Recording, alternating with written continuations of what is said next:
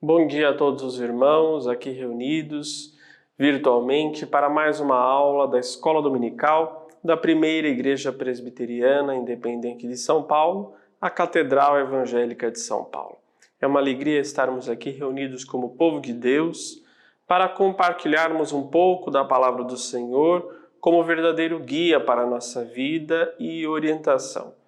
Nesse mês de janeiro, nós estamos trabalhando no tema da alegria à luz da Bíblia e hoje, terceira aula deste curso, especificamente o tema é Alegria em meio às aflições, com foco na vida do apóstolo Paulo. Portanto, Paulo, alegria em meio às aflições, é o tema dessa manhã. E para nos orientarmos, nos iluminarmos, nós naturalmente precisamos nos dirigir a Deus em oração, que convido então para orar juntamente comigo. Santo Deus, eterno Pai, nós que agradecemos, Senhor, por esse momento de estudo da Tua Palavra, te pedimos, ó Pai, a Tua iluminação, a Tua orientação, que não seja, ó Pai, o nosso intelecto, mas seja, ó Pai, a sabedoria que vem do alto, que nos oriente, ó Pai, a compreender o texto bíblico, compreender o tema da alegria, compreender a vida do apóstolo Paulo, especialmente a alegria em meio às aflições, ó Pai. Fique conosco nesse momento de compartilhamento da Tua Palavra e abençoe a cada um de nós. Assim nós oramos e te agradecemos em nome de Jesus. Amém. Muito bem. Paulo, alegria em meio às aflições.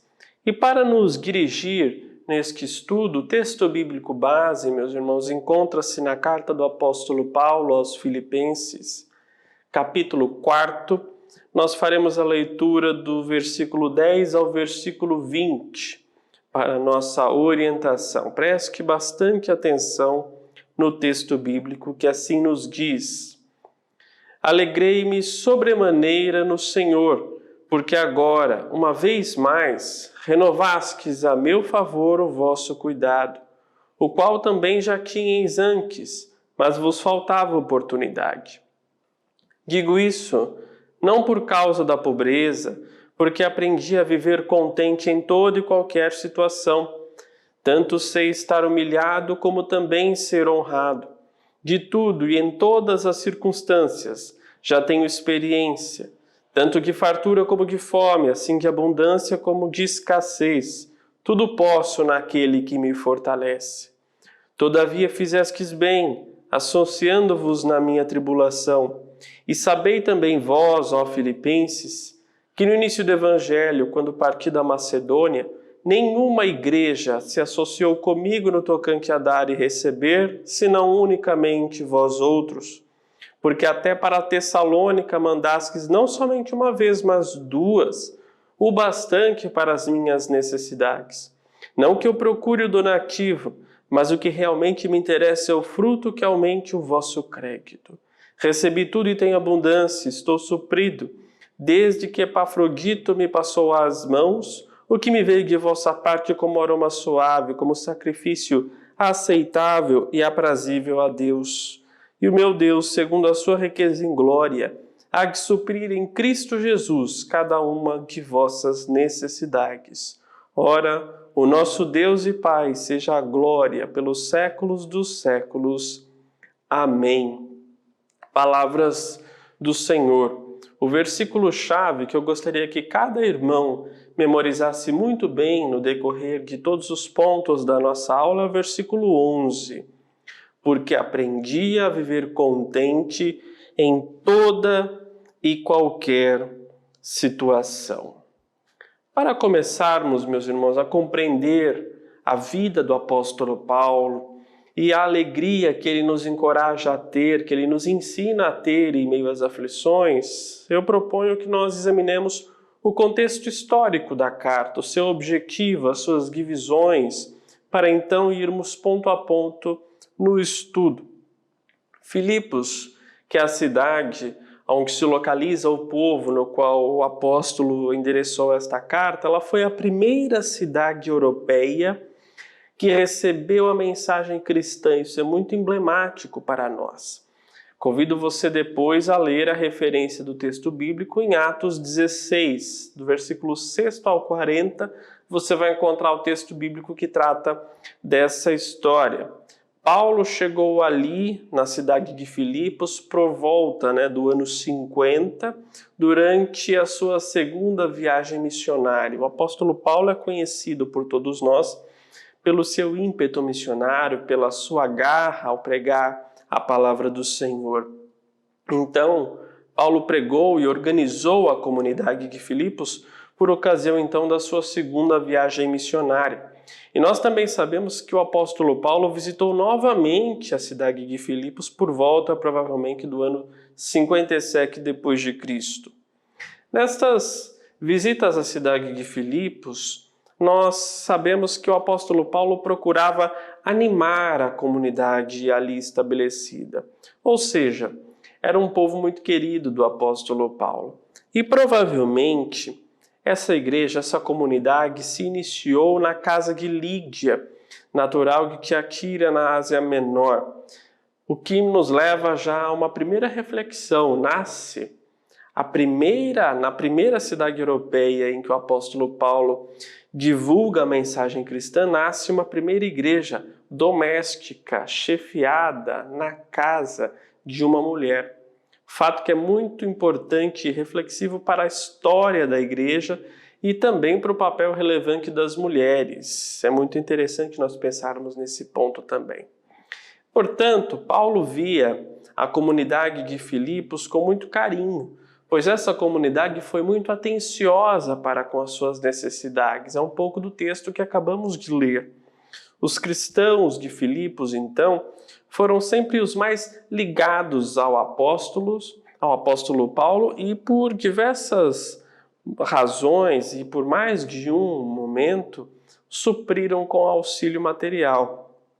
Esse relato consta no texto que lemos há pouco e também na segunda carta do apóstolo Paulo aos Coríntios, lá no capítulo 11. Os cristãos, então, de Filipos são muito gratos a Paulo pela fé que receberam por meio da mensagem pregada por ele. A alegria, portanto, o tema da alegria e também a gratidão permeiam praticamente toda a carta aos filipenses. Por isso que esse livro da Bíblia ele também é conhecido como a Carta da Amizade. E isso é muito encorajador para todos nós. Segundo alguns estudiosos, essa carta, então, a Carta da Amizade, que é uma pequena carta, são apenas 4 capítulos, ela é, na verdade, um agrupamento de 3 pequenas cartas escritas em um breve intervalo de tempo de autoria legítima do apóstolo Paulo. Sobre a autoria não se tem nenhuma discordância na história da igreja e na teologia acerca da carta aos filipenses. Então nós podemos esquematizar essa carta da seguinte forma. No seu primeiro capítulo, até o versículo 11, se tem ali um momento de introdução e agradecimento. A carta, então, tem em mente os cristãos e os dirigentes da comunidade, até a seguir Paulo demonstrar claramente o seu afeto por aquela comunidade. Do primeiro capítulo, versículo 12, até o capítulo 2 da carta, nós vemos um momento de exortação à comunidade. O apóstolo Paulo se mostra feliz, que também é curioso para nós, desde já muito nos ensina. Paulo estava feliz por estar preso por causa do Evangelho. Convida então a ninguém proclamar o Evangelho com inveja, com rivalidade, com competição, mas sim com boa vontade e com amor. Nós sabemos que Paulo vivia nesse momento um grande dilema: permanecer com a comunidade ou morrer para estar com Cristo. E nós sabemos a escolha que ele fez em toda a sua trajetória, desde a sua conversão. Nós compreendemos então que é necessário comportar-se de forma digna na pregação do Evangelho. Isso é o que Paulo nos ensina nesse momento. Do capítulo 3º em diante, nós vemos algumas advertências contra os judaizantes, que Paulo chega até a chamá-los de cães. Também Paulo se apresenta como um judeu autêntico, fala do seu passado e da graça de Deus que atuou na vida dele, até ele se apresentar como um modelo a ser seguido e chorando. Emocionado, Paulo recrimina os inimigos defensores da circuncisão e que negavam naquele momento a cruz salvadora, o papel do Messias, o papel de Cristo. Por isso dá advertência contra os judaizantes. Até concluir, a partir do capítulo 4, com exortações e agradecimentos. Paulo agradece aos seus irmãos, aos seus ajudadores, aos seus colaboradores e convida todos à alegria. Ele é enfático: alegrem-se sempre no Senhor. Que a bondade, ele deseja então que a bondade dos seus colaboradores se torne conhecida por todos, até ele concluir então com um grande hino de louvor. Essa é a grande divisão dessa pequena carta, mas que muito nos ensina e muito nos diz nesse estudo. Como já vimos, a carta aos Filipenses ela foi escrita na prisão, provavelmente em Éfeso ou em Roma. A sua localização, sim, é objeto de debate na história da igreja e na teologia. Quando nós lemos e analisamos Atos 16, nós podemos ver mais sobre a trajetória de Paulo em Filipos, então pensar um pouco mais devidamente do local de onde ele escreveu a carta. E Paulo, nesse momento, na sua redação, na sua vida, ele estava incerto sobre o rumo que a situação que ele passava, o que ia acontecer. Não se tinha certeza, ele poderia ser morto ou posto em liberdade, mas, independente de qualquer previsibilidade, Paulo tinha uma grande confiança de que seria solto. Por isso que nós vemos que ele escreve que ele deseja visitar de novo a comunidade de Filipos. Então, meus irmãos, é importante nós compreendermos esse contexto da carta, o contexto da cidade de Filipos, seu surgimento, a divisão da carta e também a constituição da igreja ali fundada por Paulo, para que possamos compreender o propósito da alegria de Paulo em meio às aflições. Paulo respondeu às suas aflições, que foram inúmeras, sempre com gratidão e alegria. Portanto, é nesse sentido que eu penso em alguns pontos para meditarmos sobre o tema. Vamos ao primeiro ponto. Paulo aprendeu a viver mediante a renovação do cuidado de Deus.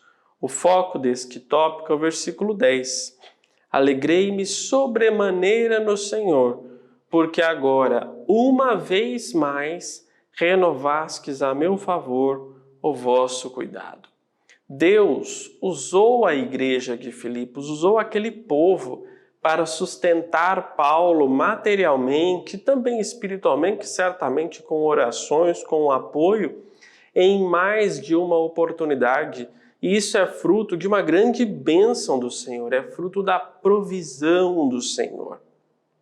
O teólogo N.T. Wright, ele afirma que Filipos foi a primeira e única igreja, de fato, a manter seu apoio financeiro a Paulo após a sua partida. Tessalônica foi a cidade que ele visitou depois disso, a referência está em Atos 17. E enquanto ele estava lá, eles lhe enviaram auxílio financeiro.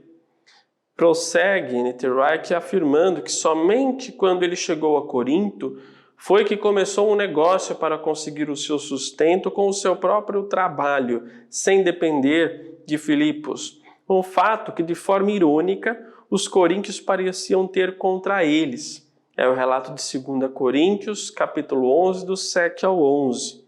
Veja depois, se você se interessar, sobre esse contexto que acabamos de afirmar. Mas fato é, meus irmãos, que a ajuda de Filipos a Paulo nos ajuda a compreender que Deus renova consistentemente os seus cuidados para conosco. É frequente, Ele monitora a nossa vida o tempo todo, não tem uma falha da parte de Deus nesse sentido. E é interessante nós visualizarmos que essa passagem bíblica ela nos ajuda a pensar também na perspectiva de Deus versus a perspectiva dos homens. Pela vida do apóstolo Paulo, nós vemos algumas aparentes contradições, alguns paradoxos, mas esses evidenciam o cuidado de Deus. O reverendo Hernandes Dias Lopes tem um livro chamado Paulo, o maior líder do cristianismo, e ele aborda esse ponto. É um livro muito didático que recomendamos fortemente a leitura dos irmãos que desejam se aprofundar um pouco sobre a história de Paulo. Na vida de Paulo, nós vemos, em meio a esses contrastes e paradoxos, honra aos olhos de Deus e desonra aos olhos do mundo, dos seus perseguidores. Nós vemos infâmia dos seus opositores e boa fama em muitos crentes, a exemplo de 1 Coríntios 16. Vemos Paulo ser desconhecido pelos judeus, não reconhecido, pelos judeus que o condenavam por supostamente não ter autoridade apostólica e, por outro lado, reconhecido e conhecido por muitos irmãos que por ele foram evangelizados. Pela vida de Paulo, nós vemos ele beirando a morte, porém vivendo. O reverendo Hernandes afirma que pelos padrões mundanos, a carreira de Paulo foi miserável, sempre perseguido por multidões enfurecidas e pelas autoridades civis, mas Deus livrou-os vezes sem conta. Isso é muito encorajador para a nossa vida. Nós vemos Paulo em alguns momentos entristecido, mas sempre também alegre. Todos esses contrastes evidenciam o renovo constante dos cuidados do Senhor na vida do seu servo, e assim é conosco até os dias de hoje, amados irmãos. Deus está conosco o tempo todo, renovando a nossa fé e a nossa alegria. E a alegria de Paulo, ela era constante, pois ela vinha de Deus. É isso que nos ensina a palavra do Senhor. Vamos então ao segundo ponto. Paulo aprendeu a viver em toda circunstância. Foquemos nos versículos 11 e 12. Porque aprendi a viver contente em toda e qualquer circunstância. Tanto sei estar humilhado, como também ser honrado. N.T. Wright, já citado aqui, novamente ele comenta que Paulo, nesse trecho, ele é rápido ao dizer que sua gratidão mais profunda pelo dinheiro recebido não significava que ele era o tipo de pessoa que ficaria murmurando com Deus por não receber apoio e provisão todo o tempo. Ao contrário, Deus o pusera em uma escola muito dura, no qual ele aprendera uma das lições mais importantes da vida, o contentamento. Guarde essa palavra, contentamento. Um outro motivo complementar para que Paulo também se apresse em agradecer e reforçar a sua alegria é diante do momento que essa doação chegou. O estudioso Jerome Murphy O'Connor, na obra Paulo de Tarso, a história de um apóstolo, ele afirma que Paulo acabara de pedir aos Efésios contribuição para a coleta para os pobres em Jerusalém. Aceitar uma doação pessoal poderia parecer apropriação de fundos doados para outro fim. Era importante enfatizar que não tinha pedido dinheiro então aos filipenses. Nós vemos então na postura, no comportamento de Paulo, zelo, gratidão, alegria e zelo, respeito com aquele ato de doação que ele estava sendo ofertado. É interessante então, ao olharmos esse contexto, pensarmos na palavra que afirmei agora há pouco, contentamento. Contentamento é um tema muito debatido, inclusive na filosofia naquela época. E até hoje nos desafia. De qual modo estamos contentes? O que é contentamento? O que é suficiente? Quem é suficiente? Na filosofia, nós vemos a figura do contentamento relacionada então com a autossuficiência. Hoje, guardadas as devidas proporções, nós vemos alguma abordagem parecida em algumas correntes de autoajuda, por exemplo, aquela afirmação do eu posso ou do determinismo. Mas a fé cristã, meus irmãos, ela nos diz e nos ensina o contrário. O contentamento não é em nosso poder, nosso suposto poder. O contentamento é em Deus. É viver em toda circunstância pelo poder de Deus. Vejamos o versículo 13, que é muito conhecido de todos nós. Tudo posso naquele que me fortalece. Ou, em outra tradução, por causa daquele que me dá a força. É por meio de Deus que nós podemos ter condição de viver em toda e qualquer circunstância. Terceiro ponto. Vale meditarmos sobre essa frase, esse versículo tão conhecido de todos nós. O sentido do tudo posso naquele que me fortalece. Paulo destaca aos filipenses o caráter da alegria. E é um tema já dito absolutamente presente nessa carta que foi escrita da prisão, ou seja, fora de um lugar de qualquer conforto e comodismo, e nós precisamos pensar nisso para compreender o sentido deste texto. As variações da palavra alegria se apresentam 16 vezes em toda a carta aos Filipenses, e essa alegria está fundamentada na paz que vem de Deus. Deus é a fonte da alegria invencível do apóstolo Paulo. É nele que Paulo está alicerçado. E é essa paz que fortalece a alegria e a confiança no coração de Paulo. Confiança ao ponto dele escrever essa carta que tem profundos laços de amizade com o povo de Filipos. Leiam comigo os versículos 4 a 7 do texto bíblico base da lição. Alegrai-vos sempre no Senhor, outra vez digo, alegrai-vos. Seja a vossa moderação conhecida de todos os homens, perto está o Senhor. Não andeis ansiosos de coisa alguma, em tudo, porém, sejam conhecidas diante de Deus as vossas petições, pela oração e pela súplica com ações de graças. E a paz de Deus, que excede a todo entendimento, guardará o vosso coração e a vossa mente em Cristo Jesus. Pela palavra do Senhor, nós compreendemos então que a paz de Deus é o fundamento da alegria de Paulo. Ela é o alicerce, ela é o verdadeiro antídoto para toda ansiedade que ele poderia ter. E sem menosprezar naturalmente qualquer ansiolítico, mas não tem remédio melhor do que a paz do nosso Senhor, a paz que vem de Deus. Pense como Paulo tem que sentir o que ele sentia, ele estava preso, porém alegre e grato.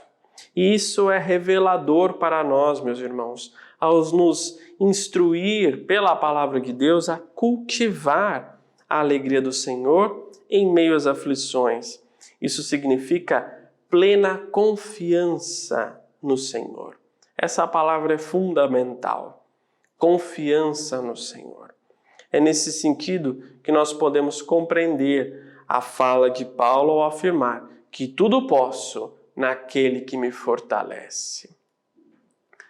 E para concluirmos, tendo meditado nesses 3 pontos, nós confiamos no Senhor, nós temos a paz que vem do Senhor. E isso muito nos encoraja a termos alegria em meio às aflições. O comentarista da Bíblia de Estudo da Fé Reformada, ele diz que em cada época Deus tem chamado as pessoas para viver com alegria e gratidão, a fim de celebrar e seguir a unidade que caracteriza exclusivamente o povo de Deus.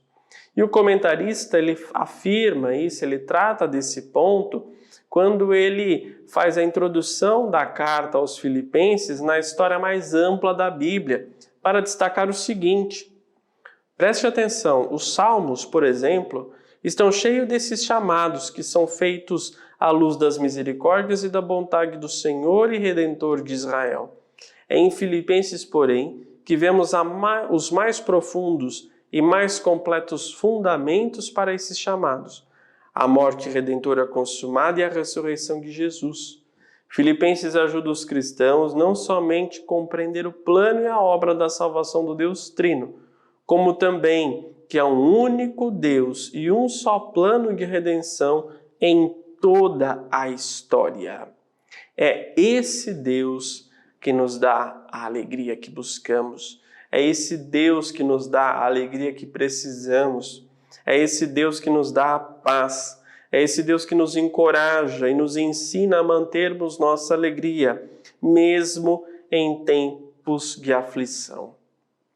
É esse Deus que é poderoso o suficiente para nos livrar da morte, poderoso para nos salvar, poderoso para nos purificar, poderoso para nos redimir, poderoso para nos alegrar, poderoso para então nos fortalecer pela graça do Senhor. O apóstolo Paulo é um grande exemplo nesse aspecto, que muito nos ensina como ser e viver para Cristo. Como nós poderemos afirmar então que para nós o morrer é lucro e viver é Cristo, como Paulo fez? Esse é um exercício que a palavra de Deus nos encoraja a fazer em toda circunstância, com alegria que vai além de sentimento. A alegria que vem do céu é mais do que sensação de felicidade, é muito mais. É bênção direta de Deus para a nossa vida. Então, baseados na palavra do Senhor e na trajetória de Paulo, pensemos em algumas lições práticas para nós em conclusão. Primeiro, coloque sempre as suas dificuldades e aflições diante de Deus. Segundo, peça a Deus paz para enfrentar as dificuldades. Terceiro, peça a Deus instrução para seguir grato. Quarto, confie que a provisão de Deus é infalível. Lembre-se das ajudas da igreja de Filipos a Paulo, mesmo sem ele pedir. E quinto, seja desde já grato e alegre, pois Deus te ouve, te ajuda e te suporta em toda circunstância.